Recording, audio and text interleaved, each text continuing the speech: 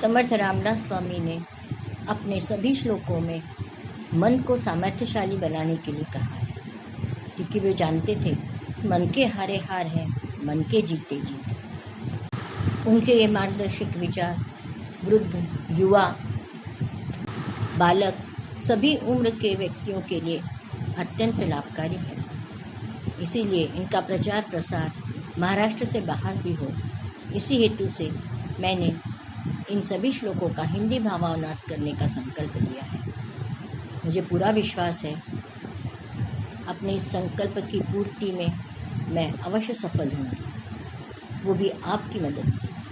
आप मेरे इन श्लोकों को, इन अनुवाद को जरूर लाइक, शेयर और सब्सक्राइब करेंगे। इस श्रृंखला की 27वीं कड़ी।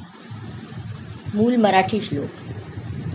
भवाच्या भये काय भीतो सलंडी, धरी रे मना धीर धाका सांडी, रघुनायका सारिखा स्वामी श्री, नुपेक्षी कदा कोपल्या दंडधारी।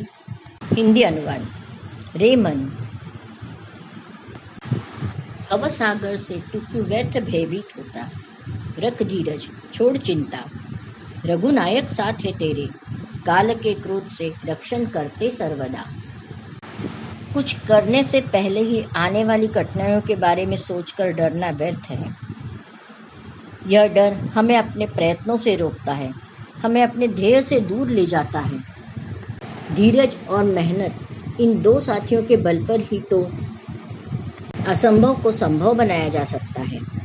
आप भगवान को माने या ना माने, पर एक बात तो आप जरूर मानते होंगे कि एक सुप्रीम पावर कोई तो भी इस दुनिया में है जो हमसे सब काम करवा रही है, और अच्छे काम के लिए वो हमें हमेशा मदद करेगी, हमारा रक्षण करेगी। क्योंकि आप सोचिए, एक निवाला हमारे मुंह में जाने के लिए कितनी चीज़ें होती है। किसान काम करता है, दुकानदार काम करता है, एक छोटे से बीज से इतना बड़ा पेड़ बनता है। ये सब चमत्कार ही जैसे लगते हैं हमें। कैसे होता होगा ये सब? इतने सारे तारे हैं पर हम अपनी पृथ्वी पर सुरक्षित हैं।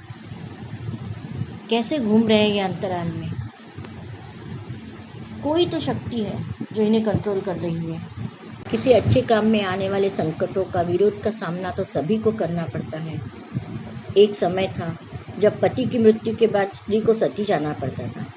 आज विधवा स्त्री पुनर्विवाह कर सम्मान से जीवन जीती है।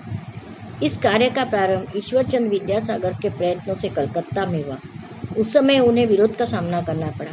विवाह स्थल पर पुलिस तैनात करनी पड़ी। स्वातंत्र्यवीर सावरकर नासिक के काराराम मंदिर में हरिजनों को लेकर गए थे। उन्हें भी जनक शोक का सामना करना पड़ा। संसार में विरोध करने वाले अनेक हैं, तो साथ देने वाले भी अनेक हैं। क्यों न हम उन साथ देने वाले लोगों का ही विचार करें, उन पर ही विश्वास करें। कई बार हम सुनते हैं किसान आत्महत्या कर रहे हैं, पर क्या कभी सुना है कि किसी औरत ने आत्महत्या की है, किसान की पत्नी ने आत्महत्या की है? ऐसा क्यों? क्योंकि स्त्री मन से हमेशा सशक्त ही होती है। अनेक कठिनाइयों का सामना जिस बहादुरी से, जिस धैर्य से स्त्री कर सकती है, पुरुषों को करना कठिन हो जाता है।